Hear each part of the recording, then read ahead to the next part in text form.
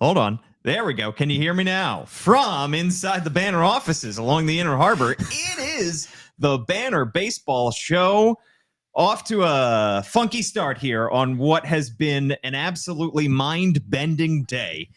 It is trade deadline day. We are 12 minutes away from the MLB trade deadline. 6 p.m. Eastern time is when the whistle blows, and the Orioles, well, they've taken full advantage of this very, very busy day. We are going to break down every single move that we have seen from the Orioles in the last 24 hours. And if breaking news comes across our timelines, we will share it with you and react to it as we get it. We are live on YouTube, X, and Facebook. Paul Mancano joined by my usual co-host, John Meoli. We're also joined by columnist Kyle Goon, and we will be joined by Orioles beat reporter Danielle Allentuck in just a bit. Got a lot to get to on today's show, but first, let's get a quick word from our sponsor.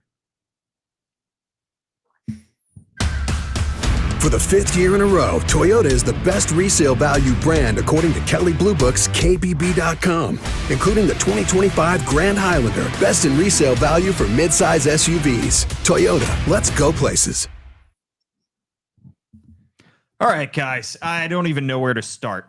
This is just going to be a hodgepodge of a podcast. We're going to try to go in chronological order for all the moves that have happened in the last 24 hours. If you want reaction to the Brian Baker trade, you're going to have to scroll back quite a bit in the Banner Baseball Show feed. And if you want reaction to the Gregory Soto trade, you can just scroll back to our last episode, actually the last two episodes. First, where Kyle Goon and Andy Kuska and I broke it down, and the last one where John Meoli and I broke it down. On this podcast, we're going to be talking about the Seranthony Domínguez trade, the Ramón Urías trade. We're going to talk about the Andrew Kittredge trade, the Cedric Mullins trade, and then the Ryan O'Hearn and Ramón Laureano trade. And frankly, guys, I'd be shocked if we don't see one more move in the next 10 minutes. But let's start chronologically. Let's start with the Seranthony Domínguez deal, which broke on Tuesday. Domínguez was a guy that we all really expected to go at this deadline because he is a reliever and because he is on the final year of his contract. They trade him to the Blue Jays and traded in the middle of a doubleheader. Goes from one clubhouse to the other, goes from the first base clubhouse to the third base clubhouse, has an upside down 8 ironed onto the back of his Blue Jays jersey, and pitches a scoreless frame against the Orioles.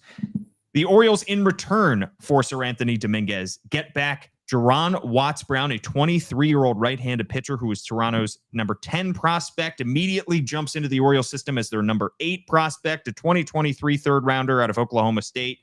Has a 2.63 ERA in high A this year with 15 Ks per 9, then bumped up to Double-A with a 3.48 ERA in Double-A. Good fastball, curveball, slider, changeup, control. Let's start with that move there. Let's go to you, John. What was your first reaction, and what is your take now that we have a few days to process the Seranthony Domínguez trade? I think I saw on The Athletic, they said it was the first real prospect that was traded at the deadline. And I think that getting a starting pitcher, one who is definitely an arrow up kind of guy, for a rental reliever is something that you just do all the time. I think all these reliever trades are a little interesting. I guess you can say Brian Baker was super early, but the Orioles really jumped the market on the relievers and kind of been hanging back on the starters, obviously, and waited on their hitters till today as well. But I don't think you can say that they missed out on any kind of return based on the timing of what they did. They got a Double-A starter who has pitched really well this year and has the kind of stuff that they want. I saw somewhere that he added a kick changeup, which is something that the Orioles are trying to get a lot of their pitchers to do. More of like a horizontal type changeup, vertical type changeup that moves well and is a weapon for lefties and righties. They love that type of stuff. And there's a theme that we've seen over the last 24 hours, week or so, that they are trying to get as many swings at developing major league pitching as possible. We saw Braxton Bragg, who was one of their breakout pitchers in the minors this year, had Tommy John recently. There have been a lot of success stories on the mound, on the farm in the last year or so, and there's also been a lot of attrition. And the way to combat that attrition is to throw bodies at it. If you have a lot of good pitching prospects, some of them are bound to make it to Baltimore. And I think this is kind of an illustration of what they were looking for there. Yeah, and Kyle, this is we talked about it when we talked about the Gregory Soto deal. This is a bullpen that is going to look dramatically different. It's a roster that's going to look dramatically different tomorrow morning than it does at least 24 hours ago. But this is a bullpen that going forward is going to look a lot different in 2026 than 2025. And that was going to be the case regardless of how the Orioles approached this deadline, because they had so many guys who were on expiring contracts. And to lose Seranthony Domínguez for the latter part of a season that is going nowhere is not a big deal. To bring him back for next year, I think, is an intriguing option, because you have to see how his final 2 months of the season go. But this is a guy that showed a lot of promise and a lot of success in the first half of the 2025 season. Yeah, he did. And I mean, also, you got to put in there that, amid like a not great finish for the team in 2024, I mean, he was their closer, and he did a decent job at that. Yeah, I mean, I know we're going to get into it about the bigger picture when we get down the list on more of these trades. But the Orioles are going to have to make huge moves this winter. They're going to have to restock this bullpen completely. And, when you look at Warren Watts-Brown, I mean, he's kind of emblematic of the kinds of guys they're getting these deals. I mean, he's a double-A kid, lots of power, but you don't know if he's up, even next year, maybe 2027, even though he's a college guy, might have a quicker path. So, I think it is intriguing to kind of consider, like, okay, could Seranthony be in that mix? But the Orioles are just going to have to take some big swings at relievers this offseason, because they've decimated their own bullpen, as we've seen. And I don't think it's a huge loss for the rest of this season, obviously. And I agree with John that this is the kind of deal you do for a rental reliever. But next year, if we're considering that's the timeline to compete, they're going to have to look at guys like Seranthony again in free agency and try and bring some in.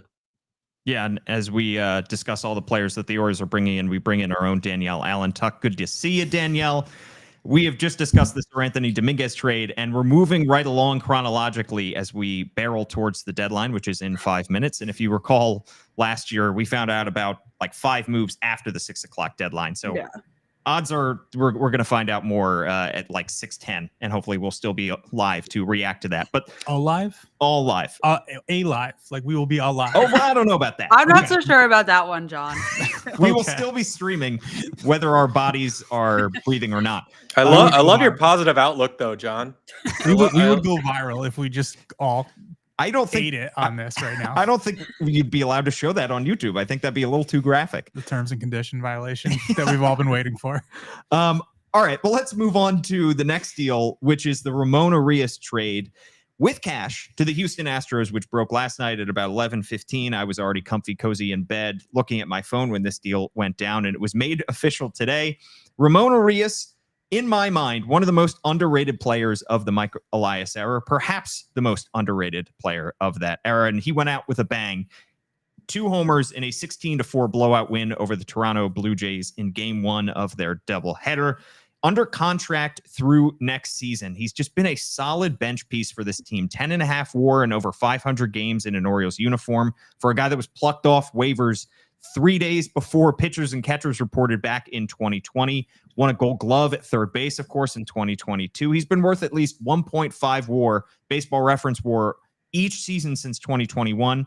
And Danielle, you tweeted that this is a guy that we were not as we did not think was necessarily going to be dealt because of the fact that he's under contract through next year. And sure, if everybody in the Orioles lineup is healthy in 2026, Ramón Urías would not see the field all that often, but he wasn't going to make a whole lot in arbitration. He's a very solid bench piece, hits from the right side, as we know this is something that this team needs a lot. And for a guy that has proven to be steady in his Orioles career, he's going to have to be somebody that they replace in 2026. Well, I'm not so certain they have to, because they have Jorge Mateo, who somehow survives another year. That guy always finds a way to stick around. That sound was John smacking himself in the head. Literally John the first thing I texted Paul and John when I saw the trade was that Jorge Mateo survives again. But Mateo can play second, third, and shortstop, so they're set there as a bench piece. Kobe Mayo, he's been playing a lot of first moving forward, especially with Ryan O'Hearn gone now. Ryan Mountcastle will eventually be healthy, we presume. And, it's not sold that Samuel Basallo is going to be a catcher. He could be a first baseman in a big league. So they have a lot of options. So I'm not sure they necessarily needed Ramón next year. It was kind of in a very unexpected trade. They definitely could have kept him, I thought, maybe to the offseason, maybe make him, a trade next spring if they didn't find a spot for him. But I'm kind of okay with this one. I didn't really think that he was that needed next year. And the question when you make a move like this is always just, is the return worth it? Because I really think everybody has a price in Mike Elias's mind.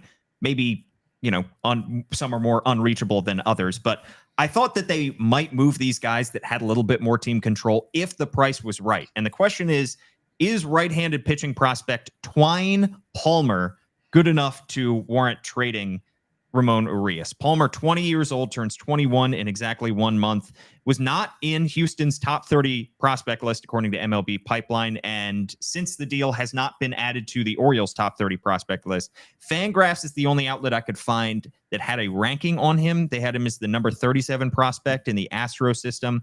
He was a 2024 19th rounder out of Connors State College in Oklahoma. He's a big dude, 6'5", 200 pounds.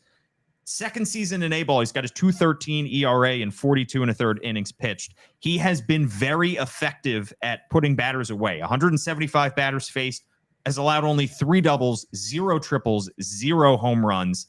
The question is he going to walk too many guys for it to matter? 4.7 walks per 9. And John, we know this Orioles front office loves a hoppy fastball. It certainly seems like they have one for a guy that throws just 90 to 93 miles an hour, but it has that induced vertical break that the Orioles love. Yes. There seems like there's some traits there. I've just clocking now that he throws a slider, curveball, and a cutter at this point. That's the most recent report I saw. That tells the Orioles that you can maneuver a baseball. I'm sure the slider will change. I'm sure the curveball will change. They will make those tweaks that they want to get the pitch profiles that they're looking for. And I think there's been a theme emerging. There's a ton of there's obviously a lot of themes emerging on these types of players that they're getting back, but I think they are betting on their ability to work on these guys' deliveries. I mean, a lot of the teams are trading with, especially Houston, especially the Mets. Like they have really good pitching departments. They are trying to do the same things the Orioles are doing, but the Orioles are clearly screening for guys who are missing a ton of bats, guys who aren't giving up a lot of damage, guys who have those traits they're looking for, and they're betting on their ability to clean up these deliveries, because more often than not, when you have stuff like this, you're not walking guys because you're nibbling. You're walking guys because you don't really have any idea where the ball is going. So if you can simplify your delivery, you can put it in places you want to. And it's just another bite at the apple. I think that once guys get into pro ball, you can kind of, it doesn't really matter where they are drafted at that point. If this pitcher was in the Orioles organization right now, you would be taking note of it. And I think that's kind of the baseline for where a return like this is. Yeah. And the Orioles, go ahead, Kyle. Oh, yeah. I was just going to ask one question to Paul. Just imagine, Paul has been, no one has sung Ramón Urías' praises more loudly than Paul in the last 24 hours, I feel like. Were you cozy in bed, like literally the Wolverine meme, just looking at a portrait of Ramón Urías and sort of lovingly stroking it, just imagining better days? Is that what was happening last night? I won't say it was far off from that. By the way, breaking news from Jeff Passan that Charlie Morton is going to the Detroit Tigers. We will find out more, and we will discuss that entire trade. Hey, I've Ramón Urías' point as everyone's looking at their phones and trying to figure this out. Okay, please. So I feel like there's like an opportunity cost to having a Ramón Urías on your team and on your roster, and I think that there's a small part of this Orioles season that, and even going back to last year's deadline of the players they added who are under control and are going to be around this year, is if you already have them, you don't have any impetus to acquire players that are better than them, to upgrade them. If you have Ramón Urías on your roster, you're going to feel good about it because he's going to be the guy he's been for the last 4 years. But this is an opportunity for the Orioles to say, well, we don't really have to worry. I mean, yeah, if they wanted to sign like a big time infielder last offseason, having Urías and Jorge Mateo wasn't going to change that. But now they don't. Now there's no reason for. Now Ramón Urías will never play over Kobe Mayo again because they're on different teams. Now there will be no reason for them to say, oh, like, if they're trying to shop at the grocery store, we know we have Ramón Urías at home. They don't. They have to go out and, like, their fifth infielder next year will probably be better than Ramón Urías because they will be shopping for one as opposed to just looking at the one they have. And I think that's a very small part of this type of trade. You're just going to take the value where you get it at this point. But I think there's a little bit of that as well. Yeah. Speaking of, go ahead, Danielle. I was just going to say, I want to say real quick about this Charlie Morton trade. While it's possible that a couple more things will come in, this is probably it for the Orioles. So Charlie Morton got traded to the Tigers right at the deadline. It's possible a couple more things will come out, but I'm pretty positive that will be it for the Orioles. And I'm going to hop out for a few minutes and go write that. Please go do that, because Danielle is doing double duty for us today, writing for the BaltimoreBanner.com, where you can subscribe $1 for 6 months. As Ken Rosenthal and Mark Feinsand, Jeff Passan, all reporting that Charlie Morton is headed to the Detroit Tigers. And as soon as we know a return for Charlie Morton, we will break it down. It is past 6 o'clock Eastern time, which means the trade deadline has passed. That doesn't mean that we won't still know about moves, but that pretty much exhausts the list of possible trade candidates that the Orioles have, with perhaps the exception of a couple starting pitchers and Tomoyuki Sugano and Zach Eflin. But as we'll get to later on in the show, those guys seemed unlikely to be dealt as is. All right. Well, speaking of guys with team control, we just talked about Ramón Urías, who is under contract for next year. Andrew Kittredge was another guy with team control if the Orioles wanted to pick up his $9 million option for 2026. Remember, he signed with the Orioles back on January 13th, 1 year, $10 million deal. Started out the season on the injured list. First month and a half of the year was recovering from knee surgery. And when they signed the 35-year-old, you thought, this is a guy who can be a reliable setup man for Felix Bautista when this Orioles team eventually makes the postseason. His season didn't go as planned. The Orioles season didn't go as planned, but he was solid when he came back. 3.45 ERA. And so they ship him to the Chicago Cubs. In exchange, they get an absolute lottery chip, a guy who is years away from the big leagues. 17-year-old shortstop Wilfrey De La Cruz. I hope that I'm pronouncing it right. He signed for $2.3 million in January, which was the 9th highest in his international free agent class. He is a switch hitter. He is very raw. He is toolsy. He immediately slides in as the Orioles' number 21 prospect, according to MLB Pipeline, right behind another trade deadline acquisition in Wellington Aracena. He's played just 27 games in the Dominican Summer League and has an .859 OPS with 0 homers, but has had a scorching hot month of July with an OPS over 1,000. And Kyle, I want to get your thoughts on this trade, because we came into this deadline saying the Orioles need pitchers. That's obvious. And if they can, they should try to get pitchers who are closer to the big leagues, guys who are in AA, guys who are in AAA. Wilfrey De La Cruz, however you should pronounce it. Hopefully we'll get an answer to that soon. But De La Cruz is both young and not a pitcher. He's a position player. What did you make of the Orioles' decision to take a lottery chip in exchange for Andrew Kittredge? I mean, I don't love it, especially given. And by the way, Wilfrey, if we're mispronouncing your name, please get us in the comments and let us know. Yeah, I didn't love it. I mean, and John has mentioned this before. I know you guys are going to get to it. I mean, having a guy like Kittredge under team control next year, if you're going to have to rebuild your bullpen next year, it's sort of like, okay, why couldn't it be Andrew Kittredge? So I guess next year it's going to be his year 36 season. He's getting up there, but it's been a plus pitcher for a number of years now, and has been pretty good when healthy this year. So I don't know if I love it, especially when De La Cruz is years away. I mean, if you think that he's some awesome trade chip, how much is that trade value going to mature going into this winter? I don't know if I see it. So maybe the Orioles think maybe we can get a guy like Kittredge back and might as well cash in on the value and get something else with it. But it's hard to see how De La Cruz, obviously he's not going to be in the club for years and years. I think MLB Pipeline has his ETA is like 2030. And then, is he really going to mature in value for this offseason when you might try and trade him?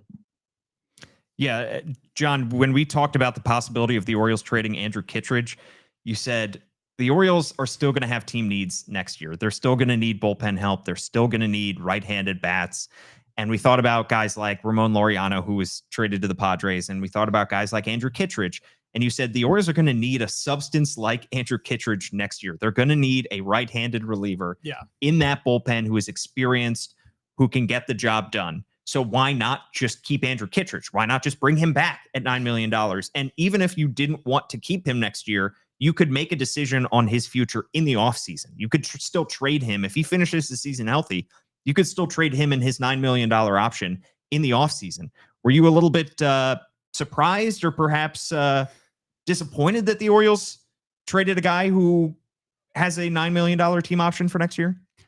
I was not surprised. So I was going to ask, like, we found out that you were in bed when the Ramón Urías trade happened. I was not yet in bed, but I was sleeping for the Andrew Kittredge trade. Sure. And when I woke, I felt like everything was I felt like everyone who was in the maybe they'll be here in 2026 category would be dealt once that happened. And I do think there's a lot of merit to having an Andrew Kittredge like substance on this roster. I think that's obvious. The Orioles are going to have to do a ton of work to get this bullpen into working order next year.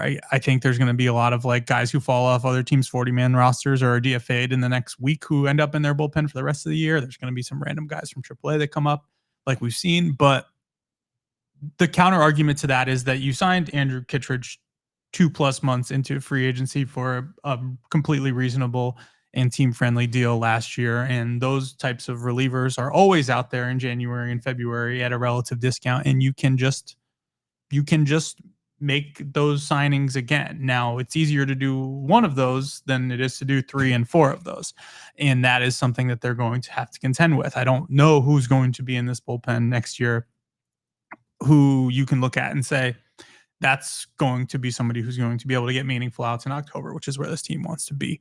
On the flip side, this is the type of high risk, high reward trade that you make. Are the Orioles going to be materially worse? Like, yes, they need to fill out their bullpen around the absence of Andrew Kittredge, plus the absence of Andrew Kittredge now for next year. But if they got a legitimate major league infielder who can help them for a long time, even if it's a long time from now, for Andrew Kittredge, that is objectively a good trade. Wilfred De La Cruz is somebody who makes a lot of contact. He walks a ton. That's the type of thing they want. I know literally nothing about him other than those two things. I don't even know how to say his name, but those are the types of trades, if they hit, and we're talking about a small single-digit percentage chance that this turns into one of those trades that you dream of making, then it's good. And what we've clearly seen is that they were not going to tiptoe into what they were doing. Once they decided this was what was happening, it just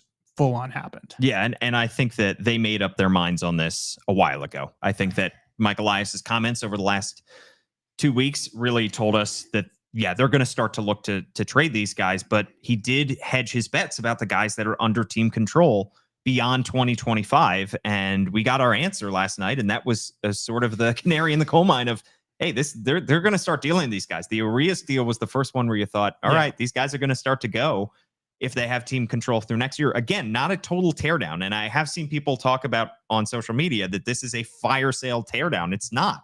They're still keeping all of the guys that they consider core pieces on this roster. Guys like Adley Rutschman, Gunnar Henderson, Jordan Westberg, Colton Cowser, Jackson Holliday. Those guys are still here. They are dealing all of the guys that they consider ancillary pieces. And clearly this roster is going to get a massive, massive overhaul next season. Let's jump into perhaps the most emotional trade of the day for Orioles fans. And that was trading Cedric Mullins to the New York Mets. This is a guy who finished his Orioles career with a bang. His final homestand with the Orioles, 9 for 20, 4 doubles, 2 homers, 2 walks, 7 RBIs, made about 4 absurd highlight reel catches in his final time playing in an Orioles uniform at Camden Yards. He's an impending free agent. He's 30 years old. This is a former 13th round pick out of Campbell University in 2015. Made his MLB debut at 23 on August 10th, 2018, in the middle of a lost season. Had 3 hits, 2 RBIs in his MLB debut, which was a 19-12 loss to the Red Sox. As you might recall, Adam Jones let him lead the team out of the dugout. That was a very special moment. 2019 makes the team out of spring training, is the opening day center fielder, hits .094 in 22 games, gets demoted to AAA, gets demoted again to AA, finishes the season on the Bay Sox championship team. Bounces back and forth between the alternate site and the big leagues in 2020, abandons switch hitting, leans into his speed and his bunting ability, and finds a way to stick in the big leagues. 2021, you're thinking, all right, this is going to be the Cedric Mullins return. Let's see if he can finally make something of his MLB career now. And he has the season that no one expected. He has a 30-30 season, the first in Orioles history. 6.2 WAR, 291 average, 30 homers, 30 stolen bases, 878 OPS, 9th in MVP voting, Silver Slugger, All-Star. Mike Elias at one point said he's playing like a face of the franchise type player. He was outstanding for that season.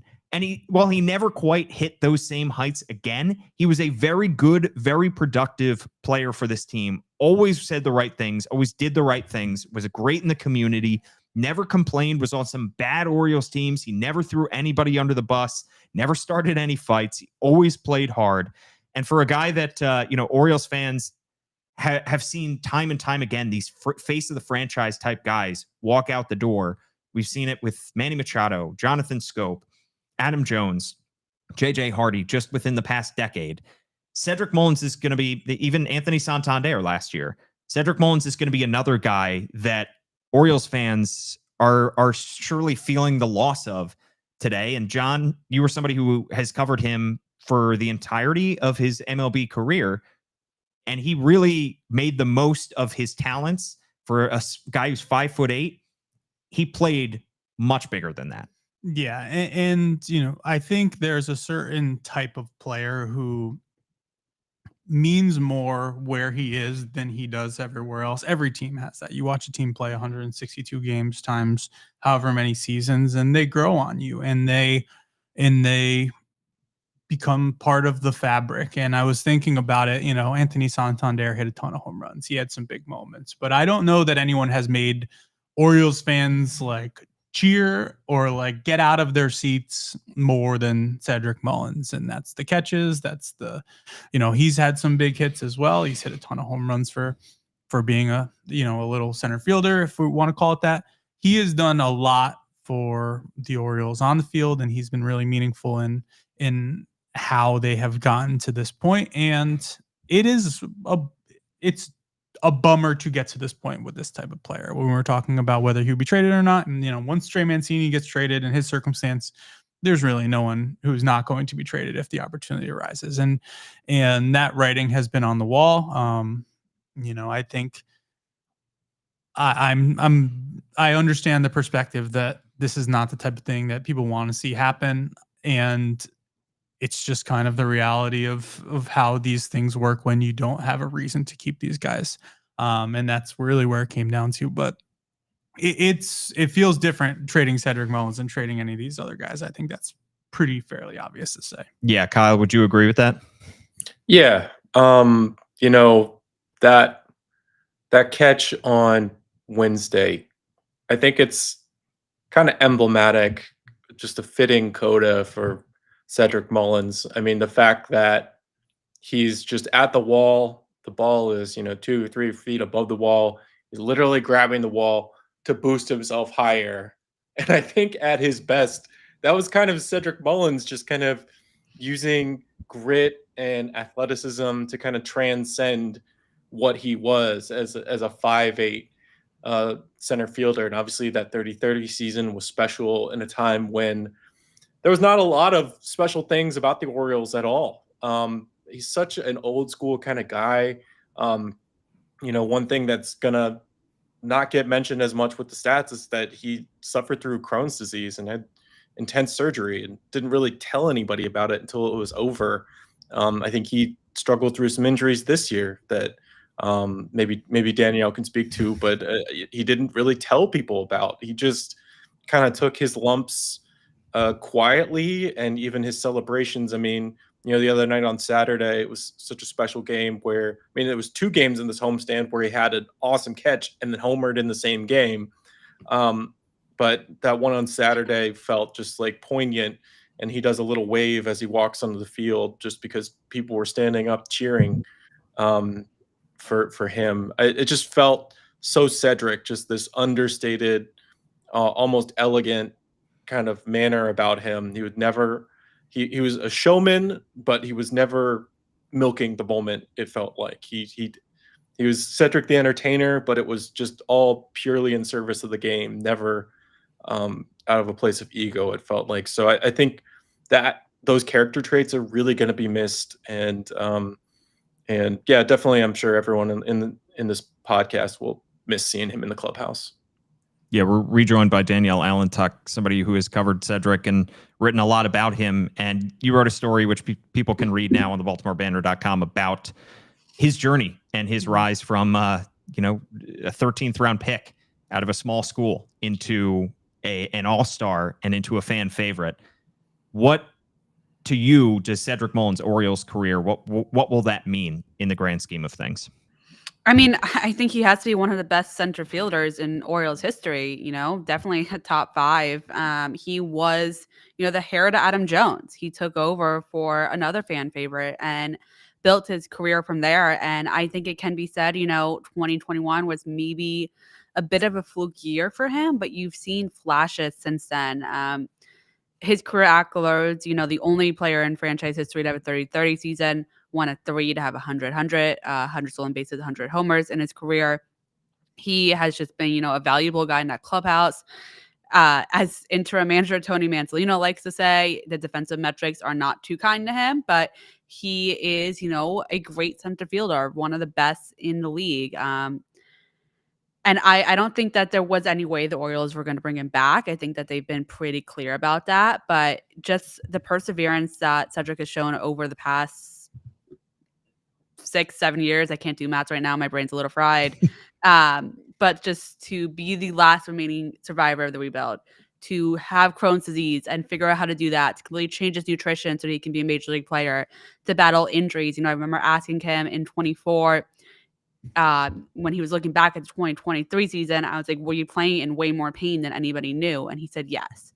And even this season, I think he was playing through pain more times than not. So he was very tough. He rarely, in later end of his career, was on the injured list because he would just tough it out and play through it because he knew that the team needed that. So I don't think he was necessarily a rah-rah guy for this team in any ways. Everybody who knows him knows that he's very, very quiet and reserved, but he very much set an example. And I think that, you see all these expiring contract guys, and most of them are veterans that they just traded, right? All of them, I think, are veterans. And yeah, their core is still there, but it's going to be hard to replicate the presence of a guy like Cedric Mullins. Yeah, and he is the final piece of an outfield that Orioles fans got to see for a long time, go through a lot of losing seasons, but also reach the playoffs in 2023 together. Austin Hayes, Anthony Santander, Cedric Mullins. There's a great shot in that article of the three of them finally getting to celebrate a playoff berth in Baltimore, popping champagne together. I remember that moment. I remember being in the clubhouse, champagne flowing all over me, and I look over and I see those three guys together, and they're literally in like a little bear hug because that moment meant so much to them because they had been through so much with this team. They saw so much bad baseball in that outfield, so many pitching changes of guys that nobody even remembers these days, and they did it. And now all three are gone. None of them had the chance to stay in Baltimore, and it's a little bit sad for the city to kind of lose three great guys like that within a span of 1 year.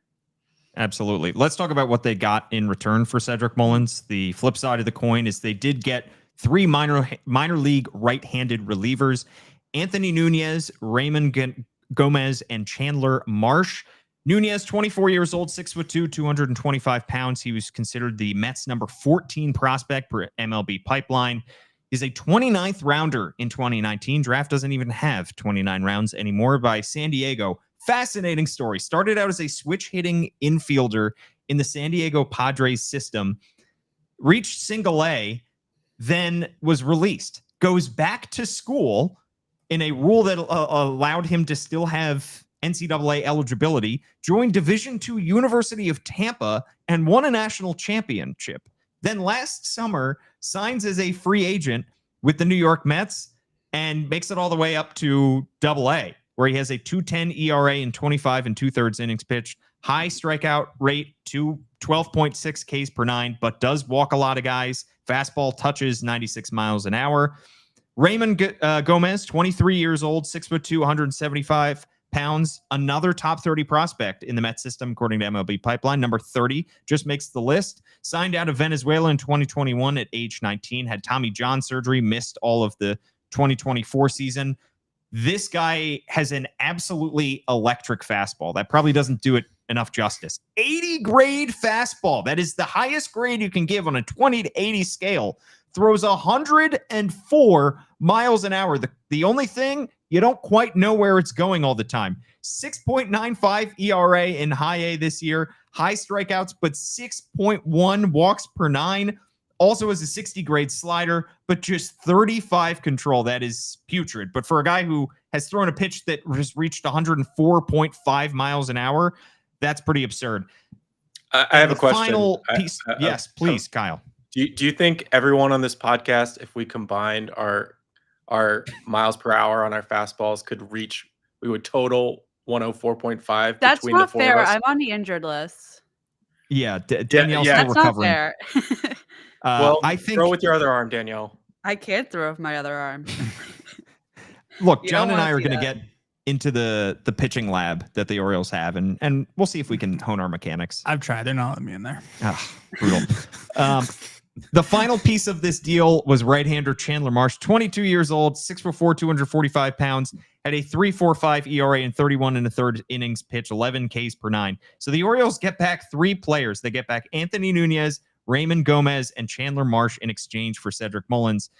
Cedric Mullins, the final homestand, as mentioned, did a lot for his value. I think if he did not produce as well as he did this final homestand, I'm not sure they catch quite the same return. But John, that seems like quite a lot to get back for a guy that is on an expiring contract. Yeah, it's a good return for the conditions. We're talking about three relievers, but I would imagine that these are going to be pitchers who end up getting stretched out a little bit just because of how the Orioles like guys to operate. I don't think there's anything wrong with adding pieces like this to the system. I think it's fitting, and I think it's going to be important to remember as we're talking in a couple months about how the Orioles need to trade guys, and even retrospectively how they needed to make trades to bolster this team. There are a lot of teams that didn't give up their top prospects, didn't give up top 100 prospects, and still got meaningful returns in major leaguers. The Mets gave up three relievers for 2 months of a really good center fielder, three minor league relievers but they're ranked. And that's what the Orioles are adding to their system right now. And I think taken collectively, that means something. I'm not saying the system is better for having added a dozen or so guys that they did in the last week, but the system is more usable in that sense. You're not calling teams and having them ask for Connor Norby and Kobe Mayo every time you want to get a reliever from them or a starter. Now you can piece these things together. These are the types of pieces that teams are happy to trade because they should be more abundant than they are. Now the Orioles are in the process of making them abundant here, and then you can trade them. Yeah. All right, guys, can we get to the biggest deal of the day? Because I feel like we could do an entire podcast on this deal. That is the deal that sent Ramón Laureano and Ryan O'Hearn. I'm losing all of my remaining brain cells right now. Ryan O'Hearn and Ramón Laureano traded to the San Diego Padres in exchange for 6 players. Let's start first with what the Orioles gave up. These are two guys, one in Ryan O'Hearn that was very much expected to go, is having the best season of his career. The Orioles got him for cash on January 3rd, 2023, after 5 years of being a part-time player in Kansas City. People forget 2 days after they acquired him for cash, they DFA'd him and he cleared waivers. Every team could have had him at that point. That offseason, the Orioles were trying to do everything they could to add some kind of left-handed corner infielder, first base, corner outfield. They were figuring, just throwing everything that they could there. Lewin Diaz was considered part of that. Josh Lester, Franchi Cordero. Ryan O'Hearn ended up being the guy that stuck. He was a non-roster invitee in 2023 to spring training and did not make the team.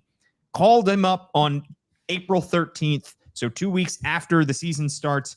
He hit 14 homers and 289 batting average on that 2023 team that won 101 games. Follows it up by hitting 15 homers in 142 games. This year, the complete runs with an 840 OPS before the break. Awesome locker room presence. Spoke after wins. He spoke after losses.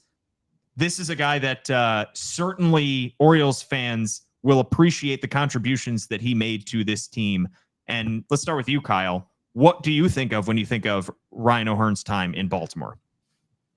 Yeah, I mean, I just think of somebody who grounded out. And also, I mean, let's face it, a guy who loved being in Baltimore, which is something to say at certain points. I mean, a guy who was really grateful to this organization for taking a chance on him, sending that cash out to Kansas City for him. And just it's just like the conversations you could have with him at the clubhouse were always kind of fun. I had a conversation with him last year about how much gamblers annoyed him, and he was always kind of quippy and kind of fun to talk to. And then, when the Orioles were going through this devastating spring, it's like there's one bright light in the lineup every night, and it's Ryan O'Hearn, who I don't think you would have guessed that 2 years ago, if you were to pin one guy. But it makes sense. I mean, he's resilient. He showed that throughout his career, coming here and kind of reinventing himself as a guy who could hit to all parts of the field. And it makes tons of sense. It makes the most sense for the Orioles to trade him out of this organization. I get it. Of all the pieces, he was probably one of the most movable, but it's definitely missed. I mean, he'll be missed a lot. Yeah, I think he represents a lot of what we've come to see as the character of the Orioles of the last 2.5 years. Yeah, and another guy that was having an absolutely outstanding year, sort of out of nowhere, was Ramón Laureano. 2.9 Baseball Reference WAR. Orioles acquired him very cheaply on a free agent deal this past offseason. Remember, this is a guy that had gotten DFA'd last May. Finished out his season nicely, but there wasn't a whole lot of market for him. The Orioles pick him up and say, we can make him our fourth outfielder. We need more right-handed bats. He hit 290 with an 884 OPS, hit 15 homers in 82 games for them this year. But he had a team option for next year, $6.5 million. We talked about it when it comes to Andrew Kittredge. We talked about it when it came to Ramón Urías. The Orioles will need somebody like Ramón Laureano next year. John, again, were you surprised that the Orioles decided to deal away a guy that they could have had very cheaply, who certainly would have had a role on this 2026 team? Yeah, that part is surprising in that context. I feel like this was the instance where we saw them package players together, and we know that they wanted to move Ryan O'Hearn. And I would venture to say that if they didn't feel like they were going to get value, they wouldn't have moved Ramón Laureano. I think you view this as kind of obviously you view it as a package deal because it is one. But I think if you can enhance the return and get what they got back for these two players together, given Ryan O'Hearn is a rental and a platoon rental probably at that, you think about it. All of these things taken together, and I was thinking about this as we're talking about Ryan O'Hearn. I'm thinking about this as we're talking about a lot of these. We talked about it with Brian Baker. Like, on their own, in a vacuum, these things are wins. You buy a DFA guy who couldn't get off the Royals bench. You get 3 good years out of him. You trade him for players who can help you down the line. That is objectively a win. That's a development win. That's a roster building win. You sign Ramón Laureano for $4 million. You get 4 good months out of him. He's really, really good. You could have him for longer, but you could also get something for him right now and push that value out. There's going to be a hole that they need to fill where he is left. That's undeniable, but this is going to be probably the trade that ends up defining this deadline. And I'm fascinated to see. Whether this trading him feels like it's worth it. Ryan O'Hearn put it to the side. Trading Ramón Laureano doesn't feel like something they had to do, but they obviously like what they got back here. And I think that's what's going to be the determining factor. Yeah, before we get to the 6 players that the Orioles received in return, Danielle, is one of the beat writers on this for this team. You have seen a lot of bad baseball this year. You've seen some bad offense. Ramón Laureano and Ryan O'Hearn at times made this offense go. They were the engine behind this offense that certainly took its lumps this year. What was your reaction to both these guys going out in the same deal? Well, my reaction to Laureano is kind of similar to Kittredge, where you said it, like they're going to need a guy like that next year. I don't think they're going to get it for cheaper than $6 million. So it didn't really make sense to include him. I think the return is really good in this deal. So I think maybe that will make it worth it down the line. But if you're trying to win next year, why give away a cheap bat? You're not going to find somebody for cheaper than $6 million who can produce what he produced this season. So that's pretty questionable to me. I think trading away Ryan O'Hearn, I think that was a given. I think they needed to do that. I think he knew that they needed to do that. He was very open that he knew that's what's going to happen. But it's kind of hard to understand the Laureano one to me. And unless they're going to show that they're spending more money next year, you're not going to find somebody for less than $6 million. Yeah, you have to pay for free agents, and you have to overpay for free agents in a lot of instances. So if Ramón Laureano closes out his season the way that he has started it, if his OPS is still over 800 and he's able to make a postseason run with the Padres and does well there, I can't imagine that the Padres can pick up his $6.5 million team option for next year fast enough. I mean, he has certainly outperformed that contract, and this is an archetype that the Orioles will need next year. They will need outfielders. They will need right-handed hitters. So to deal Ramón Laureano, they had to have felt like the return was just too good to deal him away. But you also have to convince a free agent to come here. I mean, the Orioles have certainly had their struggles with that when it comes to pitching, but position players as well.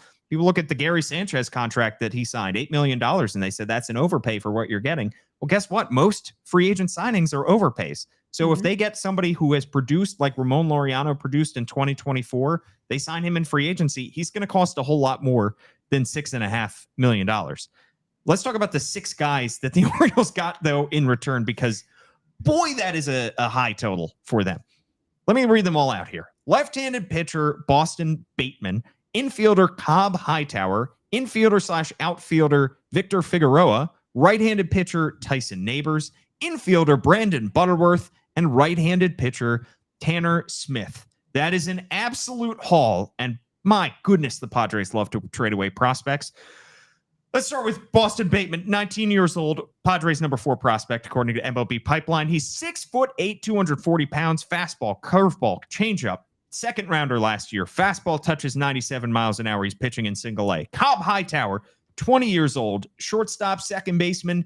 He's the Padres number 6 prospect, a third round pick last year, hitting .239 with just a homer in 40 games in single A. Victor Figueroa, the Padres number 29 prospect, infielder/outfielder.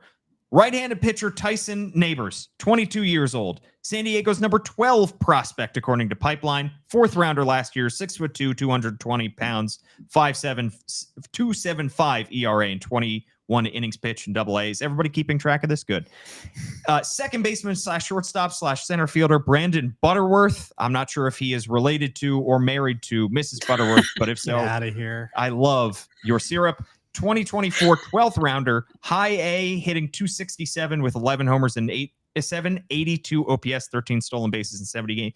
And finally, right-handed pitcher Tanner Smith, 22 years old. Split time this year between rookie ball and A ball. 3.46 ERA, 26 innings pitched. Played at Harvard, by the way, so he's got quite an education. Is that a 4-year?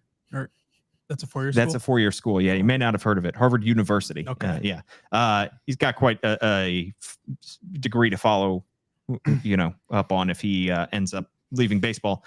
Who wants to react to this? Who has any thoughts on the 6 guys that we just found out entered the Orioles system? Kyle, how are all these guys going to fit into the Orioles system? I have one comment, which is I think the haul that the Orioles got in is an all-time refrigerator poetry magnet haul. I mean, you got Twine, you got a Wellington in there. Okay, can we cut him off now and move on? Cobb Hightower. Kyle, we don't have time for your jokes anymore. No, what are you talking like about? Danielle This is trade deadline. We're off the handle. Paul's been off the handle all podcast. He probably drank a couple Celsius before he got on this. Thinking that they were high noon. No, I mean, listen, of all the trades, as sort of John alluded to, this is kind of defining, especially starting with Boston Bateman, who's really one of the eye-popping prospects on this list. I mean, I was going down San Diego's MLB pipeline, and if you look at the track record, even though AJ Preller kind of has this reputation as Mr. I'm wheeling and dealing for the top talent, the guys that the Padres have drafted to have just gone on to be just epic major leaguers, the guys they've drafted and traded away at these deadlines. So clearly there's something good in their process and the way they evaluate guys. So and I think Andy Koska pointed out in his deadline preview, the Padres, with all their prospects, make a natural trade partner for the O's with all the guys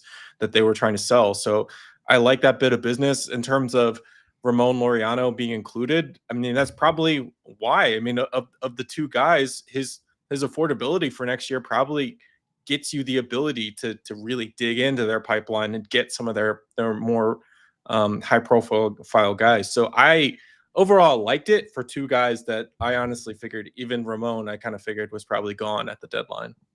My only take that's different on this is, you're getting a lot of guys who are very low, very early in their minor league careers. So you're not going to see them on a major league roster for a few years. So if you flip them and you get major league talent next year or this offseason that can help you win in the near future, great trade. If you're rebuilding your stock system with all of these trades, if you're rebuilding your stock system and you're just going to be, average for the next 5-6 years, then I don't think any of these trades are worth it. So I plan to ask Mike Elias that whenever we talk to him, which I believe is tomorrow, but they've got to be willing to flip some of these guys. They're getting 4 of the Padres' top 30 prospects. Flip them, get your ace next year if you don't want to spend the money, There's got to be some kind of turnaround with these guys because they're not going to impact the major league team for a few years. Yeah, and this is a factor too. The Orioles are saving money by dealing these guys away. I mean, but they don't need to save money. They have a billionaire owner. Just saying. Danielle, trust me, I know.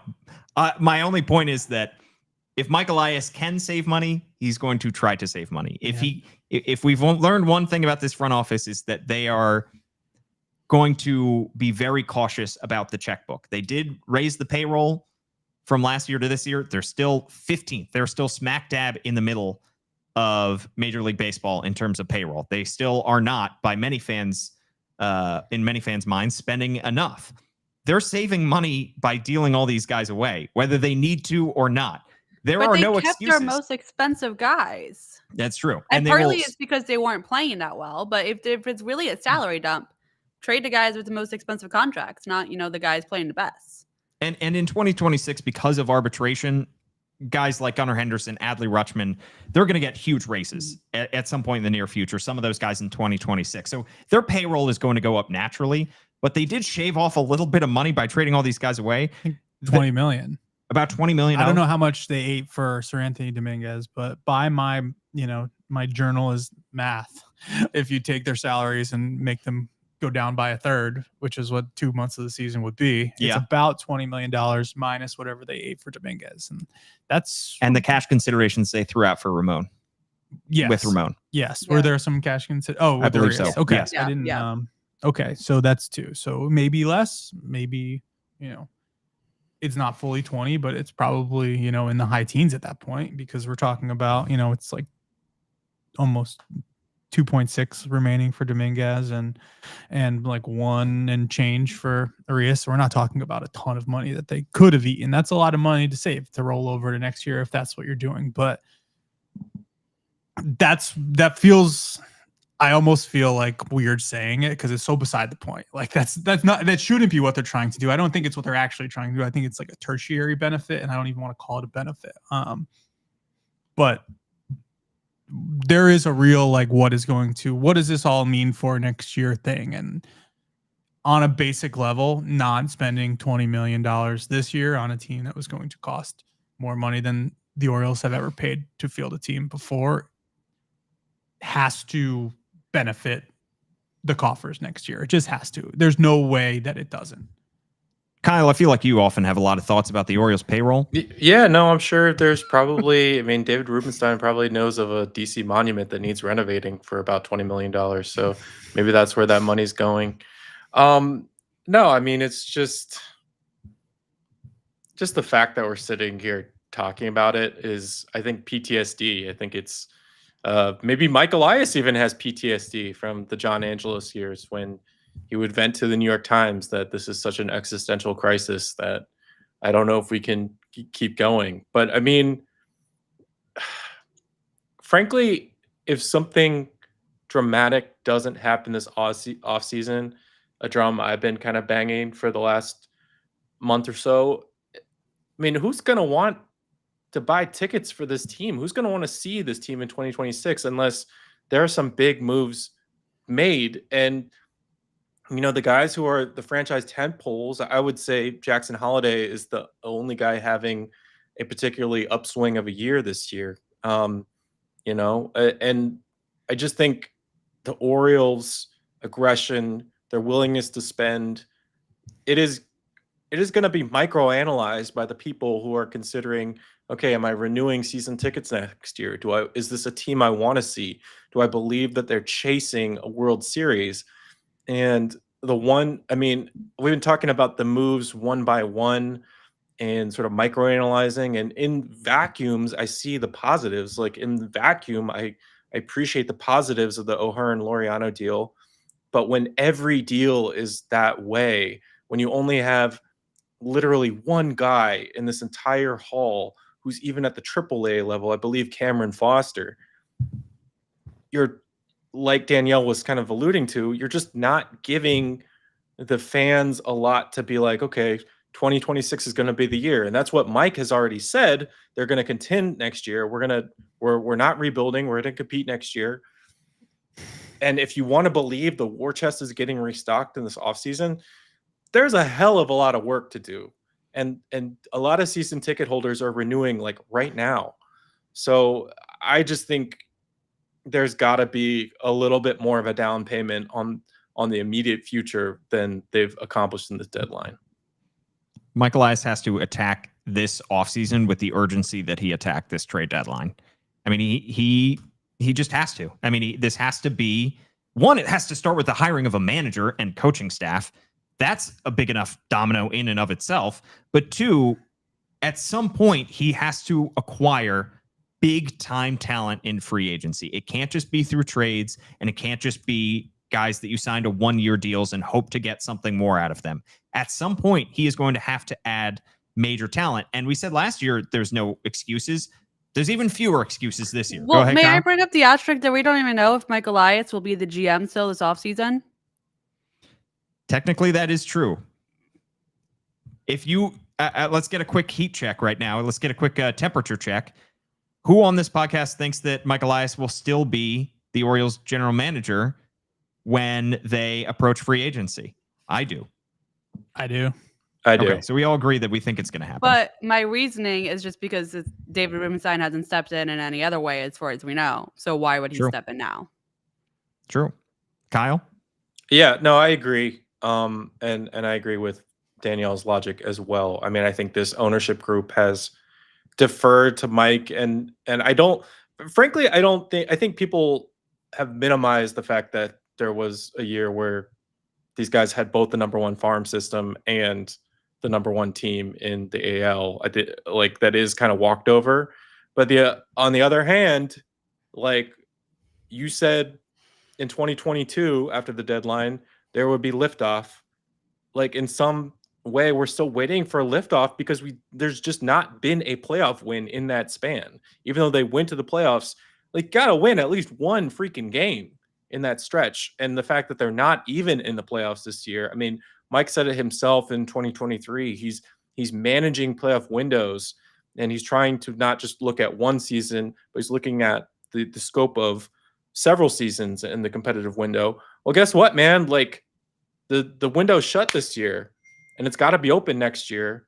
So there's got to be some urgency. I think Mike, even though we all think Mike is going to be the guy this winter, I think he's basically playing for his job this winter. He's got to make dramatic moves that actually move the needle, because he's been kind of playing it so safe and doing so many moves that just feel incremental. I mean, this past offseason, a perfect example, just small moves. Charlie Morton, Tomoyuki Sugano, like we're just gonna like add to the starting rotation by taking a bunch of bets on guys who would be a 4 or 5 starter, and it just did not work out epically so. And yeah, he's just got to prove, even though he has restocked in a way that suggests more moves are coming, he's got to prove that he's more than just this guy who can hoard value, and that's it. Yeah, one move that has to come right now is Danielle has to leave us to go do, a million other things. Danielle Allentuck, thanks so much for joining us here on the Banner Baseball Show. Of course, and I'm in Chicago, so follow along tomorrow to see what Mike Elias says about all this. Absolutely. At @D_Allentuck is her handle. It's a shame she won't be here to talk about Charlie Morton. Let's talk about the Charlie Morton trade that we just saw go down right at the deadline. Unfortunately, right after the deadline. And we just found out what the return is on that deal. The Orioles deal 41-year-old Charlie Morton to the Tigers. First off, let's just appreciate the fact that they were able to trade a guy who had a 10 ERA through his first 4 starts. To think that he was tradable at any point in the first month of the season, it would have been a joke. And now they're able to deal him. And I just love the narrative that was building in the national media around him over the last 2 months. It was, well, he looks like his old self, and he's done it so many times. I mean, he's pitched on the biggest stage. He's not afraid of the moment. He's certainly not. He certainly has won 2 World Series rings. He's been a dog in the playoffs in his career. He is 41. Not to take anything away from the incredible career he's had, but I just love how these teams are able to kind of talk themselves into it. I think his agent deserves a raise. I think Charlie Morton should give his agent a raise. Yeah. But I mean, we see it elsewhere. I mean, we see it with Max Scherzer and Justin Verlander. Like, these guys are going to keep getting contracts, keep getting 1-year deals, keep getting traded so long as their arm is still working. Like, these teams just, maybe it's this old fashioned bulldog mentality that very few pitchers apparently seem to have anymore, but it's these old guys that can still do it. So Charlie Morton ends his Orioles career after just 4 months, and he's traded to the Detroit Tigers. The return is a left-handed pitching prospect who's 22 years old. That's Micah Ashman, pitching in Double-A right now. He's appeared in just 3 innings, 2 games so far, and has yet to allow an earned run. But the majority of his work came this year in High A with 39 1/3 innings pitched and a 1.60 ERA. He is a reliever. I'll be honest. I'm a little bit surprised that the return was so light for Charlie Morton. I know I just talked about how he was a disappointment for the vast majority of the season, but given the chatter around him, he was all but certain to be traded, and he was all but certain to go on and help a playoff team. They trade him to a potential playoff team in the Detroit Tigers. They only get back a 22-year-old left-handed pitching prospect who isn't ranked in his team's top 30. John, what's your reaction? It feels Does fair. It feel right? It feels fair. Okay. We're talking about an expensive rental, who is not going to lead any playoff rotation, let alone one with Tarek Skubal and Jack Flaherty in it. Shout out to us for mentioning Jack Flaherty again. There it is. We did it. Congrats. We've Anything done to it. say about Craig Kimbrell? Not today. Oh, darn. Not today. It feels fine. It's an incremental move to me. It feels like kind of an incremental deal. What are you going to do? I'm interested in the role that a lot of these pitchers have next year. I don't think you can say, yes, you're a reliever where you were, but now you're a starter in August. I think that's something that can and has been in the Orioles experience been built up over an off season. You look at somebody like Alex Pham, who was a 3rd day pick, who was a reliever in his first full season and transitioned to the rotation. Ryan Watson was somebody in that example. We're not talking about earth movers or anybody who's super, impactful at the major league level, but there are a bunch of relievers that we've been talking about, and we're also talking about trying to use these pieces to enhance the 2026 and beyond Orioles. Like, there's a lot of value in having good, controllable, like, relievers you develop. Teams use like double-digit relievers in the big leagues every year. They have to come from somewhere. You don't want to go out and sign 5 Andrew Kittredges every year and pay $40 million for your bullpen. That would be bad business. That's just not something you're going to do. You want to be able to develop these guys. This is where they come from. They come from minor league rotations. They come from having good stuff out of minor league bullpens. But you're not going to add a starter to pitch alongside Kyle Bradish at the top of this rotation by flipping 4 relievers that you got at the deadline. That's not how that's going to work. So I'm fascinated to see the development path and how they view some of these guys, especially these big, tall lefties that they're getting them as in their terms of their future roles. Kyle, Charlie Morton ends his Orioles tenure with a 5.42 ERA, despite the fact that he had a 10.36 ERA on April 26th through the first 6 starts of his Orioles career. What do you think about when you think about Charlie Morton in an Orioles uniform? Do you ever want to see it again? Are you asking if we should lobby now for 42-year-old Charlie Morton? Bring him home. No. I think I'd rather have Jack Flaherty again. That's not allowed. No. He's our this podcast has prohibited it. I don't know. I mean, I think the person who's going to be most devastated is Andy Koska, who enjoyed talking with Charlie Morton every day for no less than 30 minutes and divining pearls of wisdom and music recommendations. Huge hit for the clubhouse in terms of Jason Isbell listenership. Yeah, I mean, a guy who wore his failures. I always appreciate that when a guy does poorly and just owns it. But at a certain point, that wasn't much help. We were internally, we were talking the other day about when we stopped believing that the Orioles were going to be good this year. And mine was after Charlie Morton's 4th start and he blew up, and Paul was slacking me asking, is Charlie going to be DFA'd? I mean, that was a realistic possibility. So I appreciate, I guess, Charlie Morton, the man and the clubhouse figure, but like Charlie Morton, the pitcher, was a huge reason the club took this downturn. We got to admit it. Some of those early blowups were really, really bad.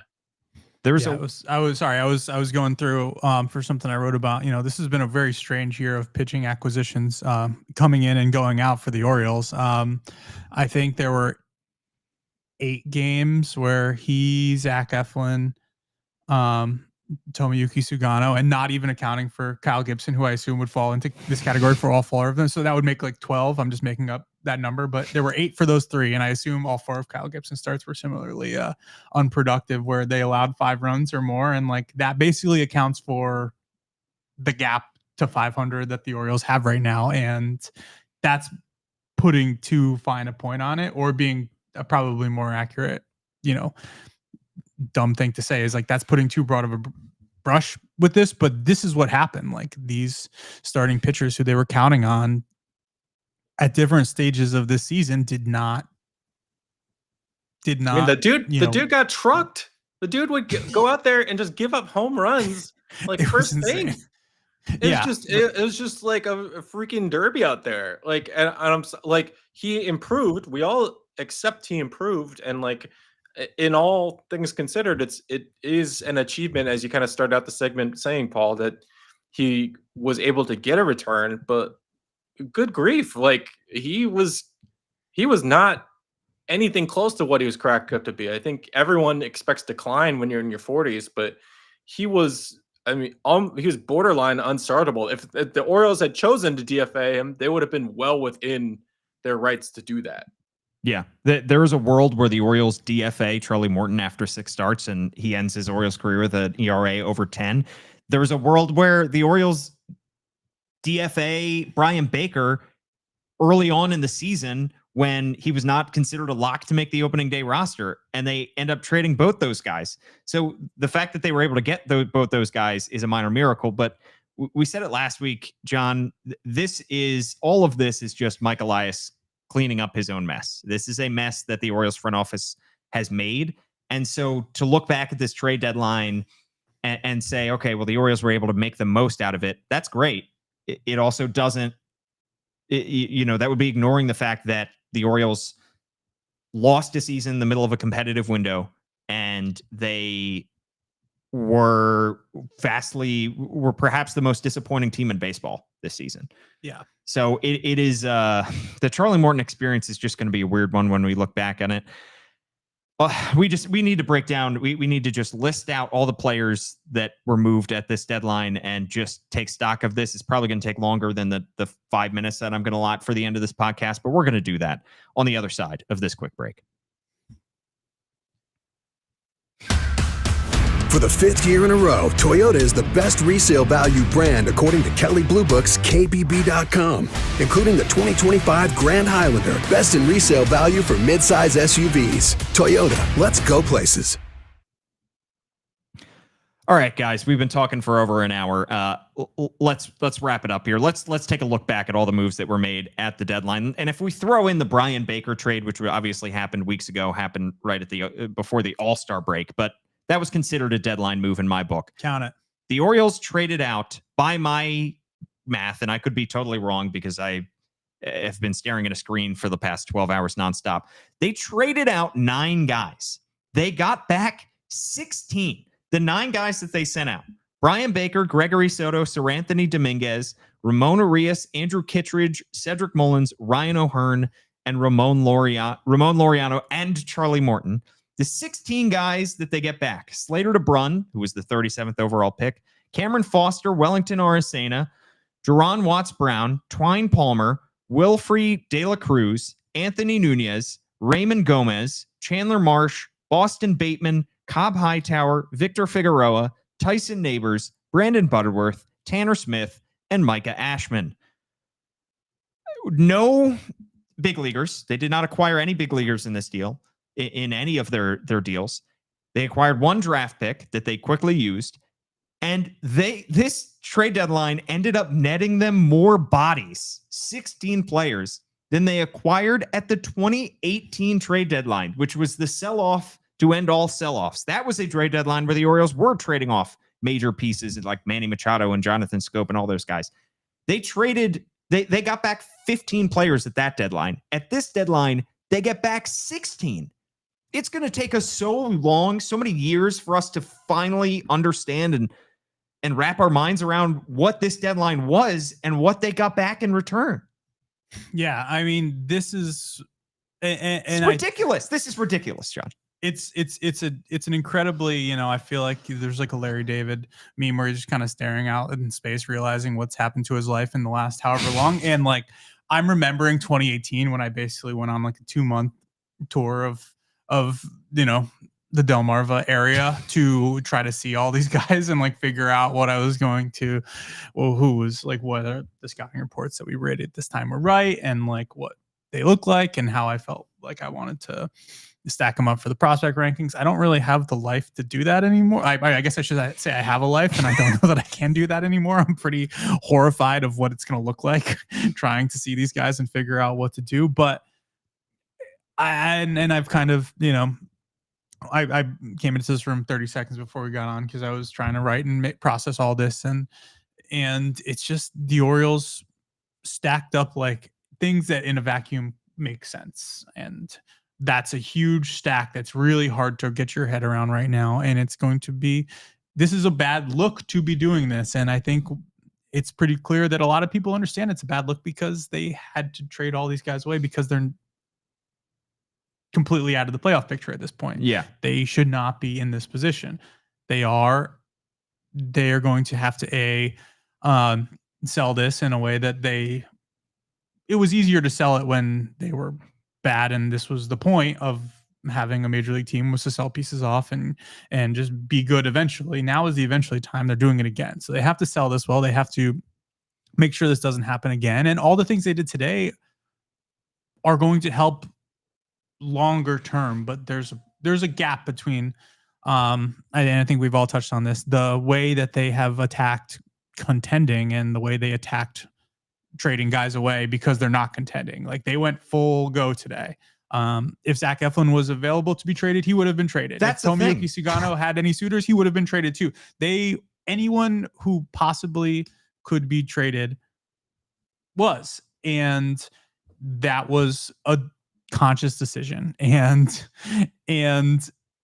that kind of full go-ness has not been how they've attacked. Yes, they traded for Corbin Burns. Yes, they made a ton of deals at last year's deadline, and now they've traded a lot of those players away. So, and we haven't said Trevor Rogers' name. He's stuck around. He was somebody who also is under club control for next year and is technically would fall into that, like, will be around for 2026. They didn't trade him because he's turned out really well, and they should get full marks for that.